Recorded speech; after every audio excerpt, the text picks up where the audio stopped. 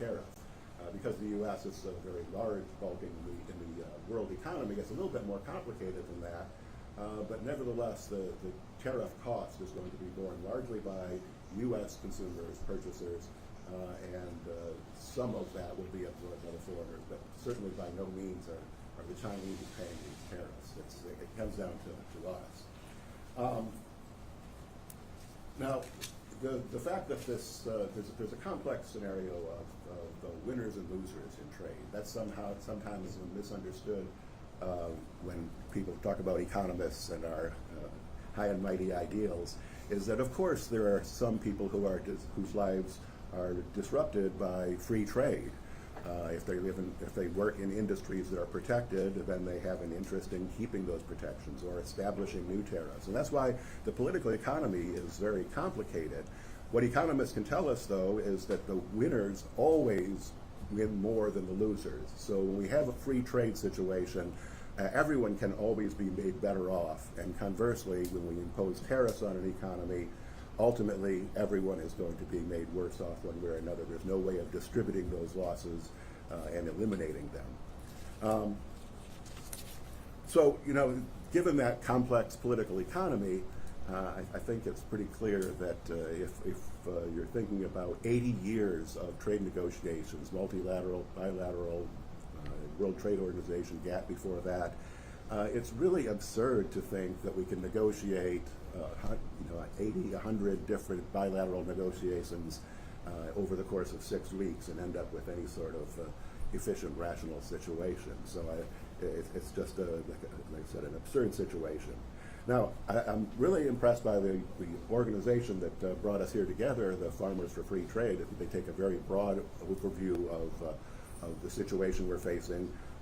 And as we've heard, farmers certainly have reason to be concerned about tariffs. The inputs to their production process, the fuel and equipment, which is very steel intensive for like tractors and things like that. So farmers are consumers and producers who buy their inputs from overseas. And at the same time, we're seeing depressed prices for commodities, particularly the row crops that are specialized here in East Arkansas, soybeans and rice. So farmers are really in a squeeze from both ends, and then the uncertainty of not having a farm bill for 5 years doesn't help either. But it's really the worst of all possible worlds. Now, I did have a chance to look at the report that came out of this, and from the Farmers for Free Trade a little bit yesterday. A lot of big numbers here, but the methodology all seems pretty sound.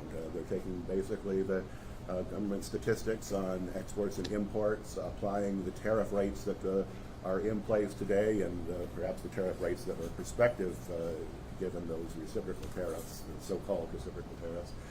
And come up with some bottom line numbers on how much this is likely to cost the Arkansas economy. More generally, it is likely to cause disruption, especially in our export sector.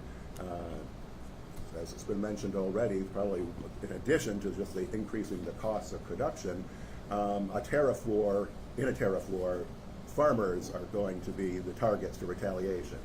Because the United States is such a big food producer, exporter, we're an attractive target for other countries who want to lash back at the U.S. And we saw that in 2016, 2017 when soybean restrictions came into place. And we're a little bit less vulnerable to those kind of tactics now, but they're still valid and out there. And I don't expect this to be in any way near over. So in any case, I just wanted to say that both consumers and producers are adversely affected by tariffs. Farmers particularly vulnerable to the effects of the tariff war, and I'm just pleased to be here today to talk about free trade and the benefits of eliminating tariffs from transactions. I mean, no one likes taxes. We shouldn't like tariffs any better than that. Thank you so much, Professor. Very much appreciated, and that was a good academic overview. I love it. It's very good. Senator Johnson, let's go to you, and I'd like to have you talk with two hats on. Obviously, you're a state senator, but perhaps first and foremost, you're a farmer. You raise crops, and you know what it means to have dirt under your fingernails and on your boots. Talk to us a little bit about what the world looks like as a business owner, and how tariffs can impact farming. Thank you, Brian, and thank y'all for inviting me and inviting us to be here today, and Stephen Jenkins for allowing us to use his facilities, and you're fixing to hear the difference between a farmer and an economist, because I'm an optimist and a realist, and understand this is largely on a federal level, and what the administration is trying to do is force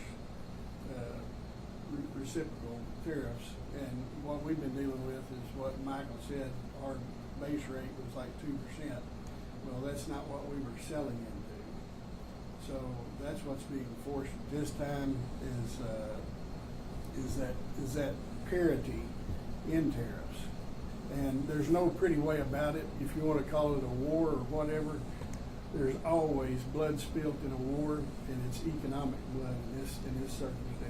And we are on the front line as farmers, and understood this whenever Trump's first.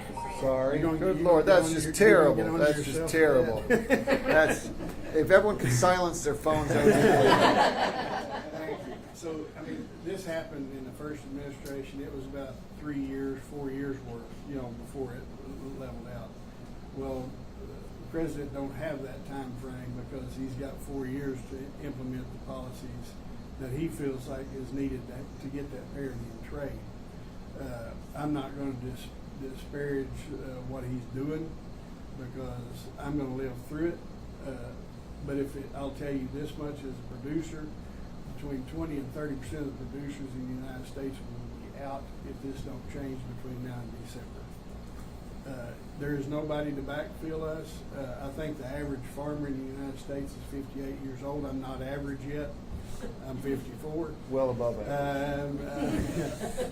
So that means there's that many above 58 as there is below 58. I've run my business differently. I don't run on a crop loan, so I'm not paying a large amount of interest. I run at as low a cost as I can. So whenever my returns in state government, if you cut your revenue of any department by 30%, like what happened to us over the last 2 years, they would scream and yell and say we can't survive. And that's what's happened. So not only that, you're increasing the cost of fertilizer. Last year, I think it was like $4.50 a ton for urea. Right now, it's over 600, close to 650 or something like that a ton. These are the real world things, but I can tell you, nobody in the world can produce like the American farmer, and nobody can weather this storm like the U.S. people. And it is what is needed and required so we can sell and buy in a fair market. Very good. Thank you, Senator. Steve, let's go to you. Talk to us about Jenkins Enterprises, and maybe frame the conversation a little bit by explaining what Jenkins Enterprises does and how you've been impacted by these tariffs. Absolutely. Jenkins Enterprises, we primarily produce consumer products that feature a logo or a design of some type. It might be a company or corporate logo. Most famously, we produce a lot of licensed college products. It's got a Razorback, a Longhorn, a Bulldog, a Gator, something of that nature. Things like flags, coffee cups, keychains, items that help people express their passion, whether it's about their company or about their favorite team. And we do that primarily by bringing in product from overseas, mostly China, and decorating it here in-house, which has been a little bit of a change for us. When we first started going, I first went to China in 1996. I just got back about 3 or 4 weeks ago from a trip. It was a different trip. The tariffs were in place, and everybody was very concerned and still concerned. I got interested in the tariff situation when the most recent tariffs were enacted, and saw how that was going to affect our cost, and ultimately how that was going to affect the cost of the consumer. So as our cost goes up, the consumer's cost goes up, and it just has to be that way. I was eating breakfast one morning, I was working on something. As I checked out, my friend who owned the restaurant said, what are you working on now? I said, I'm trying to figure these tariffs out. You know, these tariffs are not good. And he said, oh, really? You think so? And I said, yeah, it's not good. And he said, well, I think it's about time these Chinese start paying their fair share. And I recognized then that probably most Americans, many if not most Americans, don't really understand the effect that tariffs have. You know, they think, well, it's time that these Chinese start paying their fair share, but Chinese people are not paying that. That falls to us. So as we bring that item in, I've paid that supplier the minute it leaves their port, and we're done with that. And then when it hits our port, that's when we're faced with actually having to pay the tariff. At one point, it was at 145%, which meant that an item that would have cost us $10 was now going to cost us $24.50. So 140%, 145% of $10 is $14.50. So my cost has now more than doubled. So an item that cost me $10 that I might sell for $20 now costs me $24.50, which means I'm going to have to sell that for $45, $49.95. Now, the market won't support that kind of price. And so as a result, people will not buy that item. In our case, it's not food. It's items that people don't just have to have. They want to have it. They want to have a desire. They have a desire for it, and they want to have it. So effectively, what these tariffs do is it really restricts personal freedom on what a person may want to be able to purchase. And that they can no longer afford that item. That item is just going to go away. Many of those items are, we do a lot of toys. And I understand President Trump's concern that he would like to bring jobs back into America, manufacturing jobs. And I understand that. But many of those jobs that are already in America, all of our people are dependent upon this product that's coming from China. And people will say to me, well, why don't you just buy it in America? Because those products are no longer made in America. And one of the reasons for that is simply because we don't have enough people to do it. We have a population of about 320-something million people. China has a population of 1.6 billion. So they have the workforce necessary to make the products that we make. And this has happened for generations, from product that was made in Japan, the less expensive items as that nation developed and started making more expensive cars, more expensive optical, more expensive microscopes. Those lower products moved to Taiwan. Taiwan started making telecommunications, computers. Those jobs moved to China. And so as those kind of move, they're not making them anymore. That segment has long ago left the United States. So those jobs are not going to come back to America. They're not going to be available in America. And we just don't have the workers to support it. The manufacturing process is actually the smallest portion of our business. We have 70 some odd employees that all rely on this product coming in. So we design it, we prototype it, we send it overseas, they make it. American trucks and trains bring it in. American insurance companies insure it. My people unload it. We bring it in, we process it, we price it, we print it, we package it, we ship it, we make sales on it. We have clerical staff that collects on it. So all of that, all of those jobs are reliant on that one small piece of the pie. And so as we look at and say, well, you know, we really want to get these jobs back to America, my response is, well, what about these jobs? These are American people. They have their jobs. It's dependent upon that. And in addition to that, look at the inflation that it causes. I mean, it's tarifflation. It's a name for a reason. Because those prices go up. When you used to be able to buy a coffee cup for $10, now it's $20. And at some point, say, do I really want to give $20 for a coffee cup? You know, at what point is the point of diminishing return on that product before it goes away? And when that product goes away, so do those jobs. So tariffs are very important to our business. I believe in what President Trump's trying to do. I voted for him the first time. I'd vote for him again. But tariffs aren't a good idea. Well, I think one of the interesting things about this panel, and that we've heard in all the panels that we've done, you've got two sides of the tariff coin when you're talking about tariffs and how they impact. You've got exports and imports. What you just heard are a discussion about the tariffs that are placed on products coming into the United States and how those products in turn are remanufactured or reprocessed and the jobs that are incorporated into a product coming into the U.S. So you have real supply chain disruptions on tariffs coming in. But then we've also talked about exports, soybean exports. China's our largest soybean export destination. About $15 billion worth of U.S. soybeans go to China, or did in 2024. So when you think about that volume of soybeans, that's American farmers throughout Arkansas, throughout the Midwest that are relying on those markets.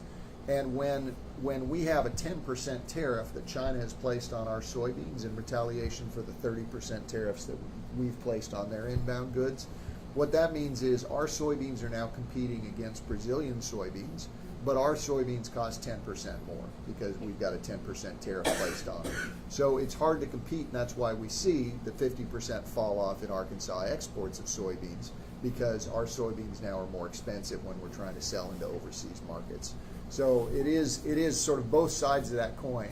I heard someone one time make the comment that, you know, you hear about the United States is putting tariffs on China, and this is what's happening with trade. But people need to understand, governments by and large don't trade. Businesses trade, people trade. Governments get in the middle of that, and they'll put a tax on and they'll put a regulation on. But really, in a free market, it's people and it's businesses that are trading between each other. And that goes to, I think, your point, Michael, about sort of the nature of a transaction and how it can be distorted by a tariff. I'd like to talk a little bit, and I'd love to hear the panel's thoughts on uncertainty, because I think we all are sympathetic to the larger goals. We'd like to reestablish or bring some manufacturing back to the U.S. I think question whether we have enough jobs or what type of manufacturing. Those are fair discussions to have. I think we'd all like to make sure that we're getting treated fairly by other countries. So there is a role for tariffs to make sure that some countries not rooking us. But at the end of the day, we also want certainty. It's hard to run a business without certainty. So maybe I'll start with you and talk to us a little bit about sort of the on again, off again, and uncertainty and how that impacts the economy. And then I'd love to hear both from the Senator and from Steve about that topic. Yeah, uncertainty is the word of the year, the word of 2025. And it creates a very difficult problem when you look at the goals of what the administration has for this tariff policy. Because if you're going to persuade businesses to invest billions of dollars into new equipment, plants, facilities to manufacture things in the U.S., there has to be some expectation that that return was going to be there, and not next week or not in 6 weeks or 90 days or whatever, but that the landscape will be such that you can make a profit going forward years from now. And so it's kind of unrealistic to think that this on again, off again flurry of tariffs, retaliatory tariffs, trade deals is going to create a business environment where businesses feel comfortable investing and creating new jobs in America. So, I think everyone's just on the fence right now, seeing where this is all going to lead, and we're not going to see any resolution until there's some. Well, no resolution from the business investment perspective, but there's a resolution of the political tariff perspective. And before we turn to Steve and Senator Johnson, talk a little bit about Arkansas's manufacturing base. What is it that Arkansas is making and exporting? What is Arkansas buying? Like, how does that uncertainty ripple through the Arkansas economy? Oh, well, yeah, Arkansas has a very strong manufacturing base. We've worked for years to attract manufacturing employers to the state. And a lot of it is not just agricultural products, but very high-tech machinery and equipment, aerospace. We have defense industries down in South Arkansas. We're very big on farm equipment, even airplanes. But all those things, just as we've heard about here at Jenkins Enterprises, use inputs that are imported from overseas. It's a very complex, interconnected world, and when Falcon Jet flies a jet in here, we soup it up and export it. that's considered an Arkansas export, but if we have to pay a tariff on both ends, that makes that business model increasingly untenable. I guess I hope that answers Yeah, no, the absolutely. question on that. So, Senator, you were talking a little bit about your before we gathered about your decision to not plant corn this year. Talk to us a little bit about uncertainty and how you go through something like a planting decision in this current context. So I've farmed for 30 years, and there is no certainty. You adjust your sales and you sell or you sink, and that's what I've learned in my 30 years of production agriculture. Certainty is a foreign language to me as a producer. Have not had it since I have began production. So my son was, we have both. We can grow soybeans or corn and other products, but he wanted to plant some corn, and I said nope. And he said, why? I said, because I can lose less on something else, and that's soybeans, because of the cost of production, seed cost, input cost, fertilizers, mixed fertilizer, urea. I can possibly lose less on soybeans than I can on corn. We have a market there because we got chicken, processing and feeding unit there, Pocahontas, and Corning is a feed mill, but I can still make it better by losing less and not having to spend money. That's not a nice decision as a producer, but it's a decision that each one has to do. And if we're going to remain in this excise and tariff-based system in the United States, Michael talked about, we went and the 16th Amendment allowed income tax, federal income taxes. And that's whenever we went from excise and tariff-based system to an income tax-based system on the federal level. If we're going to remain with this system, we have to eliminate income tax, in my opinion, because that's the shift. I don't know the dynamics of the economy and how they do those things, but I don't know that they're scoring these tariffs into any revenue side of the budget on a federal level.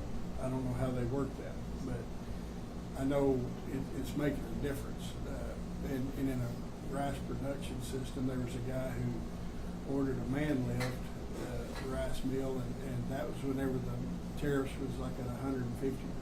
So it increased the cost of that above what he priced in the domestic piece of equipment during that time frame.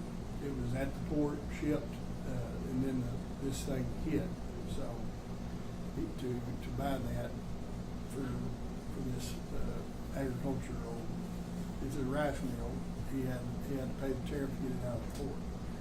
So I mean, that's the kind of thing that he really can't adjust for unless it's on basis, and the basis would be borne by me. Mm-hmm. If he increases his basis, that's taking more from me.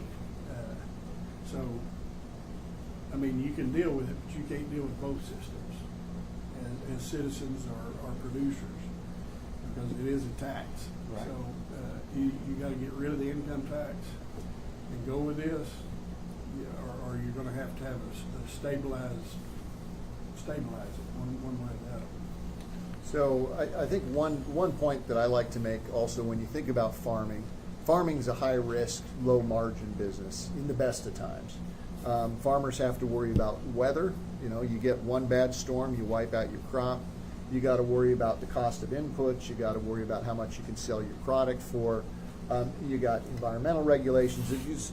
The list goes on and on and on. And so for a farmer, in the best of times, farmers are some of the most optimistic people you'll meet.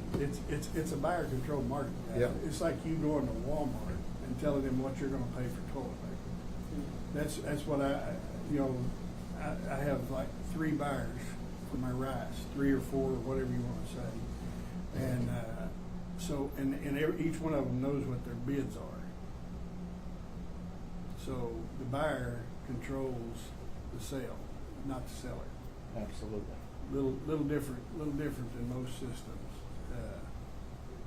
And I think one of the things that worries us is if you look at the first trade war in 2017, 2018, the farm economy was relatively healthy at the time. We'd had some high commodity prices going into that.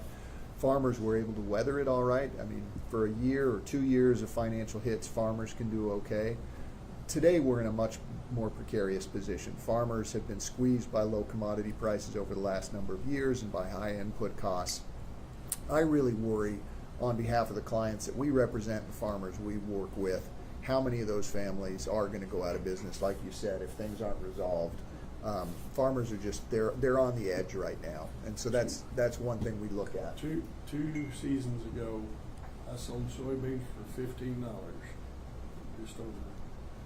Last year it was $10.70. Right now, maybe $9. And in the 90s, you know, we had a time frame where they got up to $9, and I thought, well, I'll never see $6 again. And it went to $6. So we're getting close to 90s pricing, 1990s pricing in agriculture. You just can't make it. CPI, Michael talked to that. If you take that from the mid 90s to now, and just say 2 to 2.5% CPI, you're losing your buying power in agriculture, and nothing is tied to retail or in our programming. So even if you tied it half a CPI, it would give some kind of stability in your buying power in agriculture, because everything on the retail side, chemicals, fertilizer is a little different. Diesel's a commodity, you know, it's a little different, but in large part it'll all go up by retail pricing, and that's not how agriculture works. There's senators working on the big beautiful bill, and it has a lot of those agriculture things in it, and reference prices go on an Olympic average. Olympic averages are a 5 or 7 year at market average. Well, it's a manipulated world market, because not everybody handles it the same way. China will manipulate its currency. If it's not doing tariffs, it'll manipulate its currency. So it's a manipulated world market. So those prices are depressed, and those prices might not move over 3 of the 5 years. So if you have just a system based on that, then you're always losing buying power in what I do. That makes perfect sense. Thank you for that. Steve, why don't we hear from you a little bit about uncertainty? Uncertainty was really for a certain period of time, in maybe April, I guess, was the key word around here. Our customers wanted to know what was happening and what we were going to do, and we didn't know and couldn't tell them. If you need to go to Walmart and pick up some coffee or deodorant, that's a really short sales cycle. You select ever, man, I need some coffee. You drive up to Walmart, there it is. You pretty much know what to expect. You know about what it's going to cost. You buy it and it's done. But on the wholesale and import level, it doesn't work that way. Walmart has already had to buy that product a year in advance to be able to get the amount of product that they need to get it in at the time that they need it. So our customer, we may go to our customer in June of 2024, and we tell our customer, this is what we've got. It's a great item. He agrees. He says, I like that. I'm going to make my presentation to Kroger. And he goes to Kroger based on what we've told him and what that item is going to cost. And he sells them based on what his margins need to be. And they book that product, and he comes back and says, this is what I need. So we place our orders with our suppliers based on the market price of the time. And we get that stuff in April, and there's a 145% tariff on it. So his cost, which he planned on, which Kroger planned on, which they've done advertisements, flyers, open to buy, all of that kind of stuff based on the price that was projected at that time, and now it's double. Now it's 30% more, whatever it might be, and Kroger is saying to our supplier, hey, you told us it was going to be this, and our supplier is saying to us, hey, you told me it was going to be this, and it's not, and it can't be. And contrary to President Trump's pronouncement that they should just eat it, that's not possible. It's too much. I mean, a 2% situation you can eat. A 30% you can't. It just doesn't work. So uncertainty wreaks havoc, of course, with planning on these longer buy-ups. It's important that we recognize that, we live in a global economy. I mean, that's just what it is. We have a global economy now, and yet we still want to hold on to a nationalistic economy. We want India to buy tractors from us. We want them to buy John Deere, and they've been buying John Deere since the 40s probably. But then now India's developed a tractor that they want to sell to us. Oh, well, wait a minute. Well, no, we can't have that, because we want to protect our John Deere company and their workers. And who suffers as a result of that? The consumer. I often say, if you go to Walmart and they've got a 50-inch flat screen TV there for sale for $3.99 and you buy it, who won? And to your point, Michael, there sometimes are winners and losers in business, but generally speaking, it's a zero-sum game.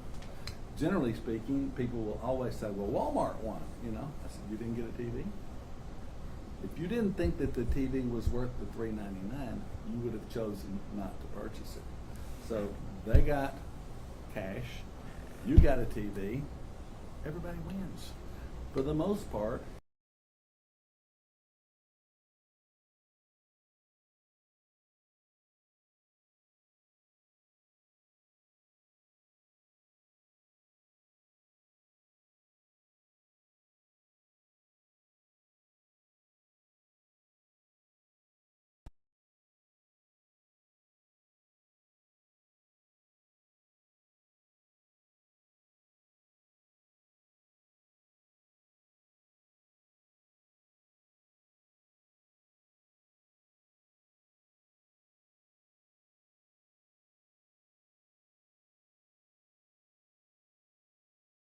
in right now, so it's going to have to set on the dock.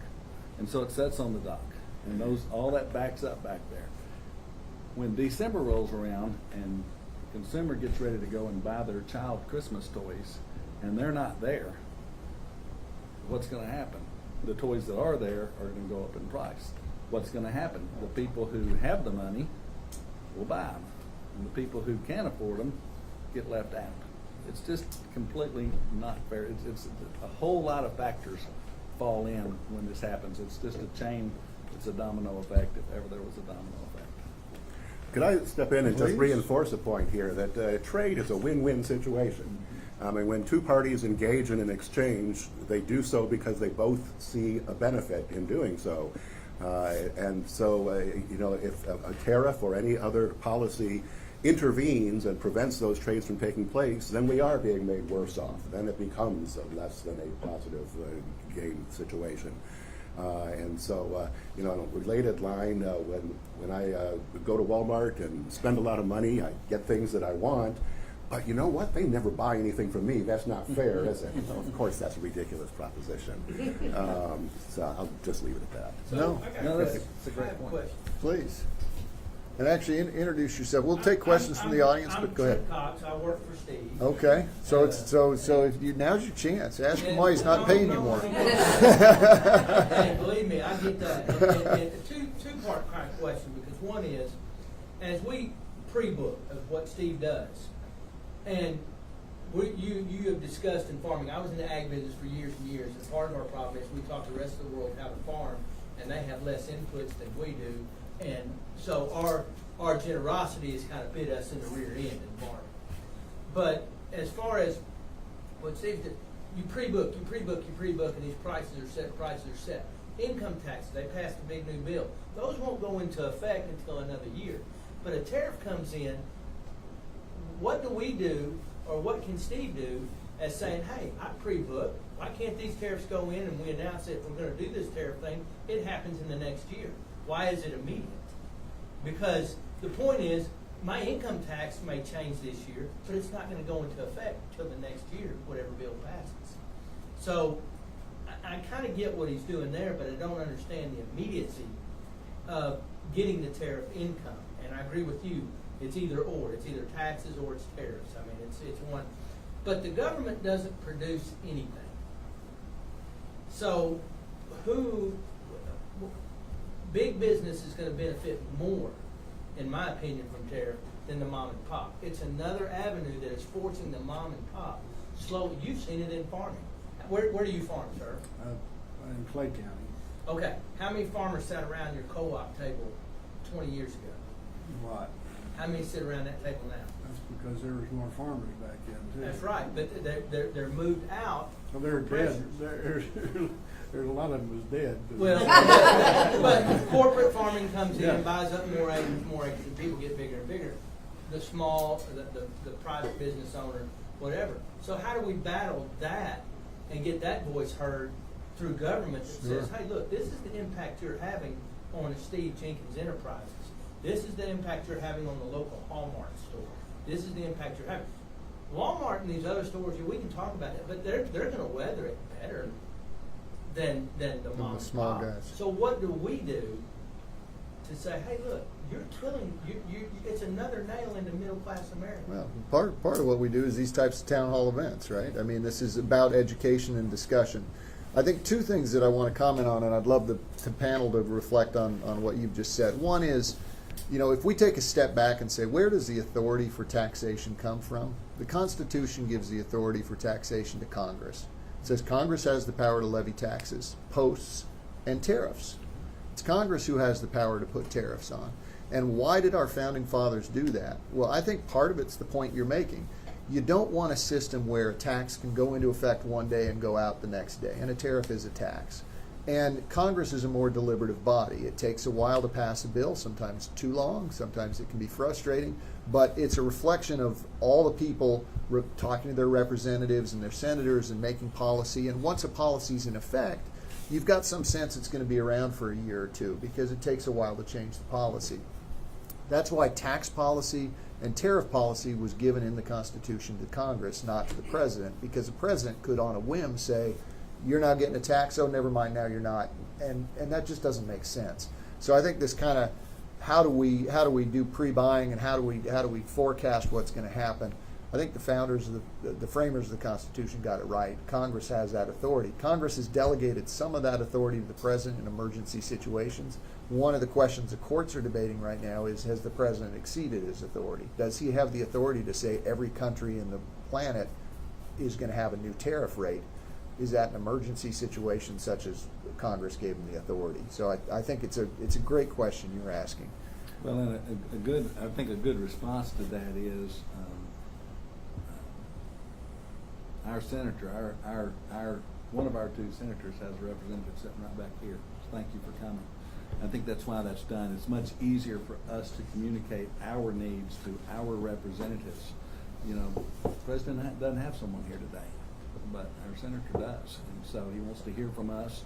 And so I think as we can express that, it's one of the reasons that we wanted to host this deal is to try to just get the information back, get it out of the back and forth news media and the talking heads to real Americans. How does this affect people on both sides of the coin, as a worker and as a consumer? And it seems to be bad on both things. I would like to touch on something that you said because, I think it's right on point. We hear so often in the news about the trade deficit. Well, the trade deficit is this and the trade deficit is that.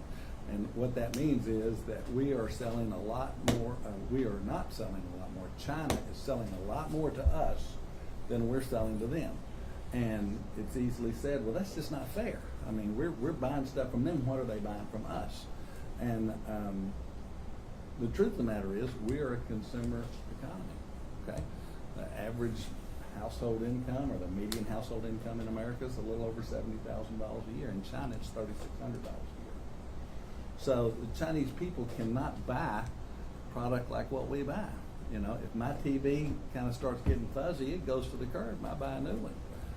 Most other countries don't do that. They fix it. They do something. So we buy stuff, and you know what? Hey, more power to you.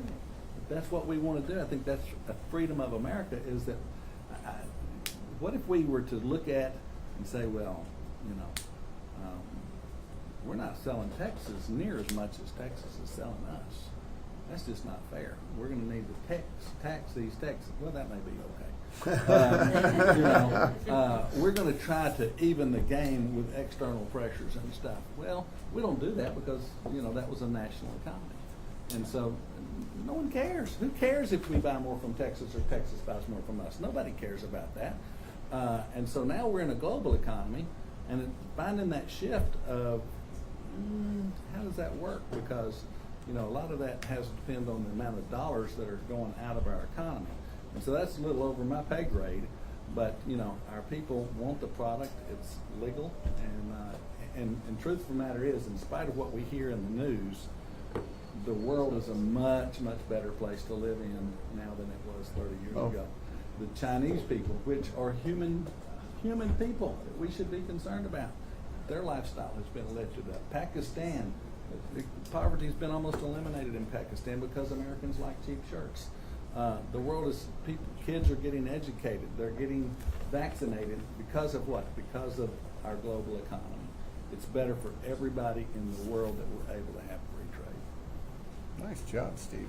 I like it. That's a good soapbox. I want to ask if we have additional questions. I know we've got a bunch of reps from the news media. Anyone want to ask a question of any of the panel? Feel free to jump in if you do. Just introduce yourself. Yeah. You hear about the taxes, tariffs are taxes. What about the subsidies that we give industries where we know that in foreign governments in other countries, they subsidize what their people make so they can make the product cheaper? It's a great question. We don't, you know, I don't know, you know, I mean, my point is this, okay, you hear about last month the United States made X amount of $1 billion on tariffs. I paid part of that. Do I get it? What do I get back in return? I'm getting nothing in return. Somebody said, well, get lower I didn't income have to buy tax. part of it. You know, I couldn't afford the $399 TV, I wouldn't buy it. But that TV is $399, not $300, tariffs or whatever. Oh, and it's not $3,000 either. It's Yeah. amazing that you can So- buy that kind of technology So for my $399. point, my question is this: we're getting all these billions of dollars every month that everybody in this room is paying. What is the government doing to help us through this?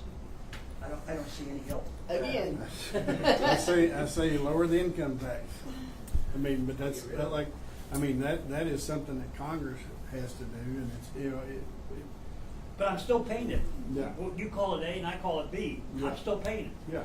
Well, Right now, I'm paying a lot more than I'm paying in my. Maybe a dumb question, but how does lowering the income tax help businesses? Well, that's what it was originally supposed to be. Is income taxes was on commercial. It was for business, not for individuals.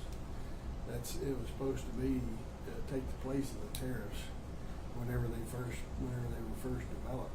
So, I mean, you just can't have both systems functioning at the same time.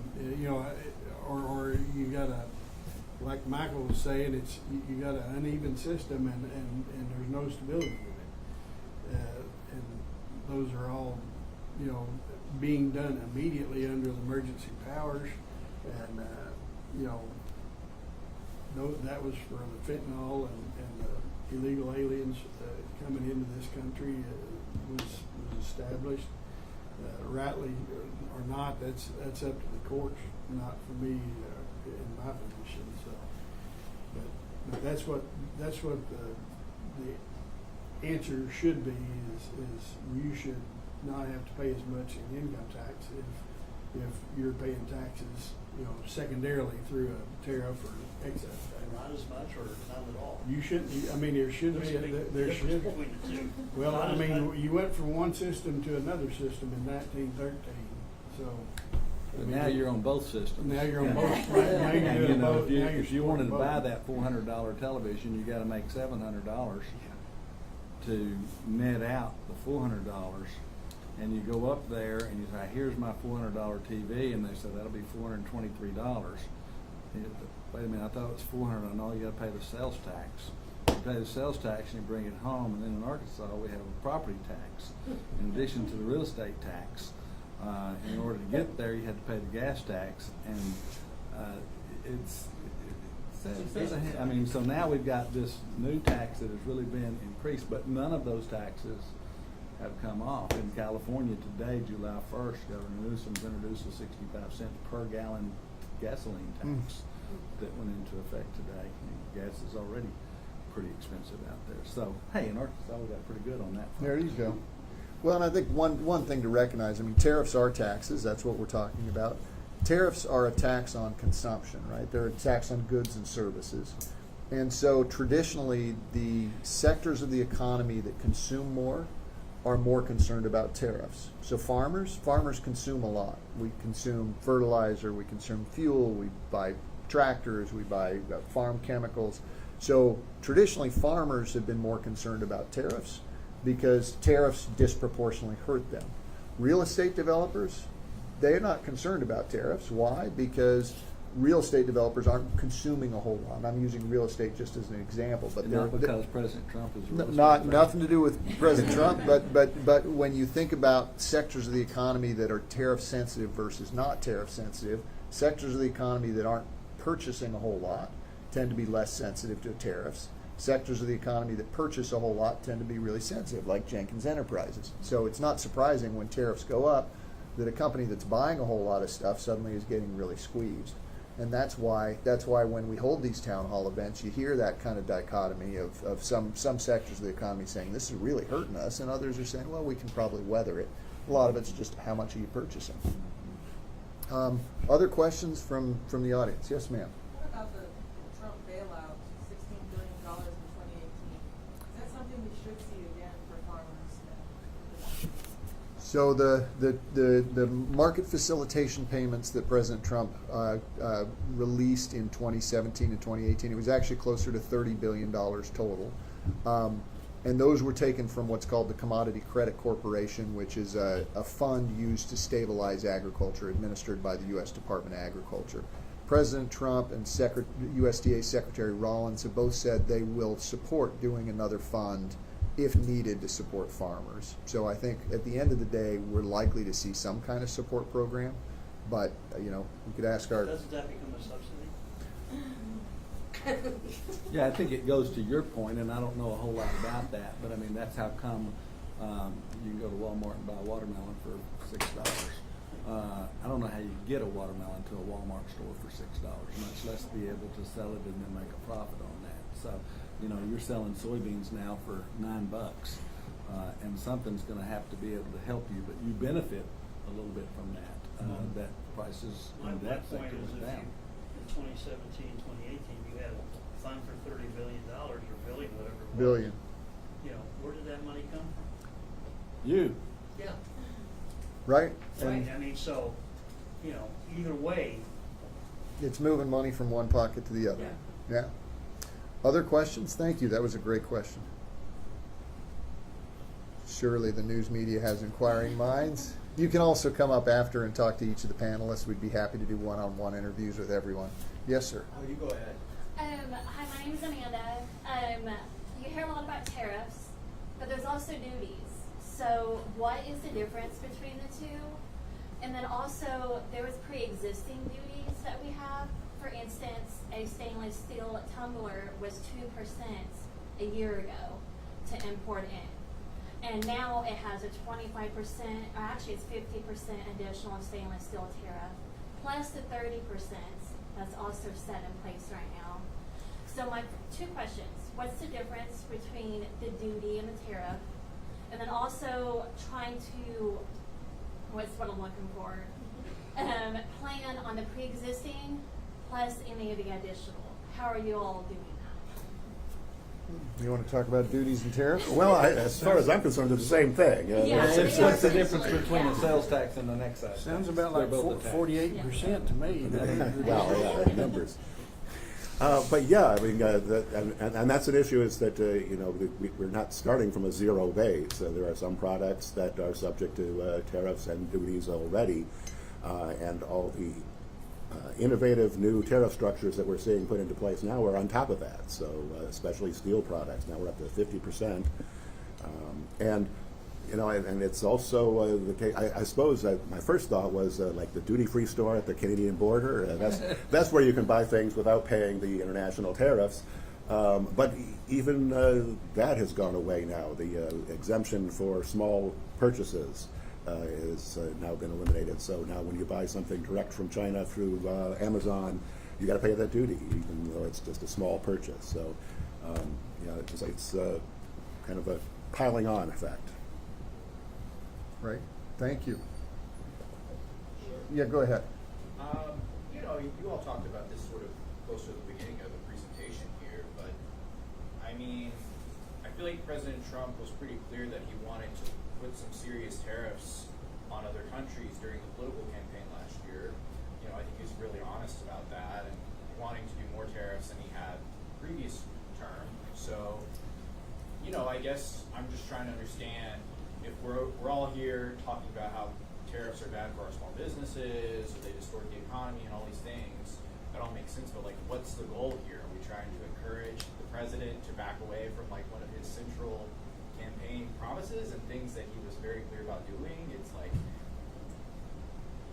what's the goal of doing these town halls? I understand you're doing them in a lot of different cities and locations throughout the South and elsewhere, but what would y'all like to see as the solution? Because I know that things have changed rapidly over the last few months as far as the level of tariff and on which country, on which goods, and there's all these exceptions. But what's the major goal here? I guess. So I'll speak to that as one of the hosts of the Tariff Town Hall events that we've been holding. Number one, we want to raise awareness, right? The goal is to have a community conversation, which I feel really good about what we've accomplished here today, just to help people have a conversation about what are tariffs. In terms of a policy outcome, there's a couple things we'd like to accomplish. Number one, the U.S. needs to expand market access for our products. So I'm talking now as an export-dependent sector of the economy. It's okay to say, hey, China may not be our friend. They're not playing well. We're gonna play hardball with China. I can get that. I understand that. I think we all understand China doesn't always play fair. But the fact remains, China is our largest single purchaser of food and ag products, right up there with Canada and Mexico. The three are almost tied. So if we're going to squeeze China and they're going to squeeze us back and we're going to lose market share in China, we got to do something else. We got to expand market share somewhere else. So I think part of our message that we would like President Trump to hear is really over-index on getting ag products into Vietnam, into India, into Indonesia. And I know he's in negotiations with those countries. And we're hopeful, we're praying that those are good outcomes. Because if we can expand market access if India will buy our ethanol, giddy up. That's fantastic for the American farmer. And if Vietnam will buy more beef or more pork, fantastic. So part of what I think we want to accomplish with these town hall events is just to say, as you've heard from lots of the questions, it is a balance, right? We've got money flowing here and there, and we've got tariffs and we've got taxes.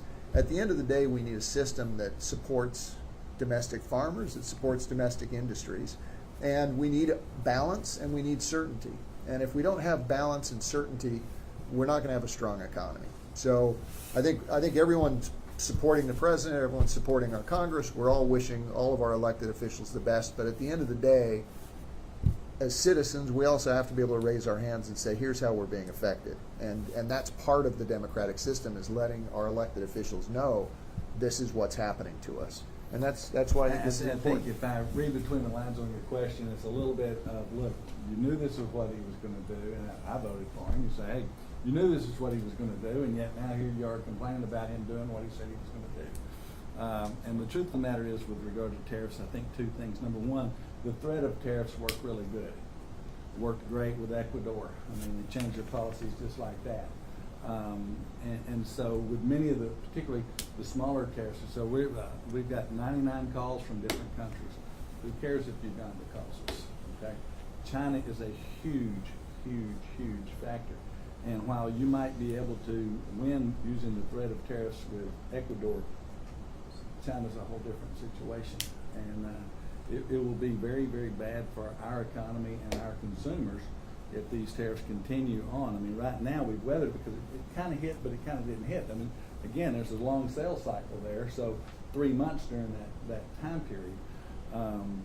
You know, so the threat of tariffs worked really good, and it wasn't just one issue. You know, when President Trump ran, he ran on a lot of issues, and for me, you know, it's affected my business drastically, and could affect it even worse. But he's not a one issue president. I think it's also a matter of scale. You know, I talk to a lot of businessmen and farmers in the period from, say, the election through inauguration, where people were trying to figure out what's going to happen. And a lot of people had this fairly sanguine attitude saying, well, it's just a negotiating tactic, right? And I said, well, let's hope so, because it could be very disruptive if it's actually going to be an extreme imposition of worldwide tariffs. And I think when we came out with the reciprocal tariff structure, where we were charging countries 20, 30, 40, 50, 145%, suddenly that was a wake-up call to the people who had believed that, well, we're going to open up more markets through threatening tariffs, right? But it seems that we're into a much more disruptive regime than anyone was expecting, or at least hoping for. I think we could see that if you come in with, an injured arm, you could look at that two ways and say, well, let's cut that thing off. That's a quick, easy solution, and that's going to get something done. But that's pretty drastic. Maybe there's something else that we could do to accomplish the same purpose that's not so painful on the front end. Yeah, appreciate it. Especially if you're cutting your own arm off. Yeah. There's Look been a at lot of your- talk about, long-term, short-term gain for long-term gain, especially with manufacturing when we talk about these tariffs. But we're also kind of hearing, I was reading some stories a few days ago, just kind of about how we don't necessarily have the workforce in America to immediately expand our manufacturing capacity. As I don't remember who exactly said it, but big businesses will likely have the resources to weather some of these tariffs better if they end up being more long-term. But for smaller businesses, local businesses, what is going to be kind of the tipping point for a lot of them as these tariffs get negotiated and as they come in and come out? I know that we were on a pause for some countries. What's the tipping point for small business that we should be looking at as we're kind of monitoring how these tariffs are impacting small businesses? Where are we going to start seeing issues first for small businesses, if that makes sense? How long will their lenders, how long will the people that are let them borrow money going to be able to stand not being paid? That's the bottom line in that. Whenever the lending situation changes and you're net negative, they won't let you ride for multiple years. Agriculture is a high lended into market, so that situation is going to happen. And I've told you kind of the time frame is this is going to be.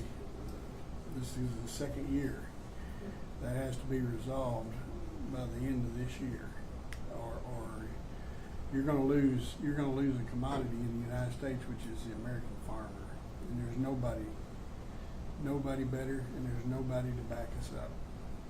Absolutely. And that's the fact, and it's a matter of national security because we feed and clothe. We produce a feed and fiber, and some of those things are not made here. Like Steve was talking about, some of that fiber is shipped overseas and it comes back and comes back to you as clothes. But whenever you lose that as a nation, a matter of national security,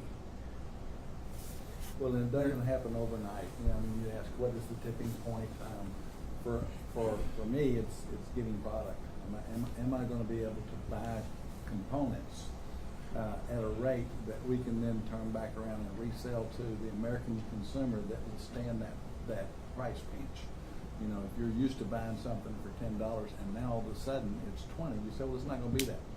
Yeah, it is. I mean, it really is. It really is. It's hard for people to believe that. It's the same way we hear what's going on in the news, and the news is always talking about jobs.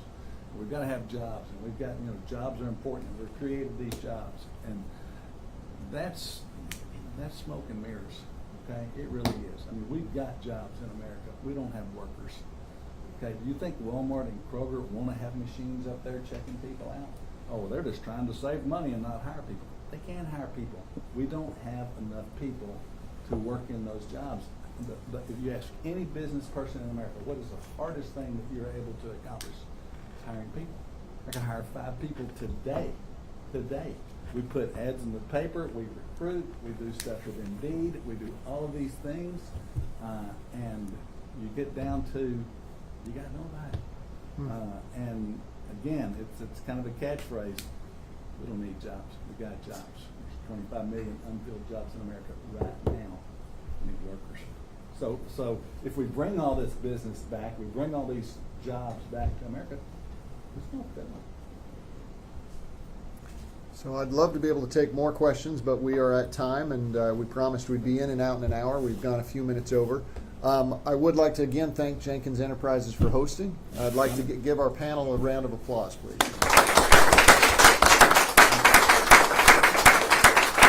And for folks in the news media, feel free to pull our panelists aside. I'm sure they'd all be happy to do one-on-ones with you if you'd like to. And to the audience, thanks for coming and giving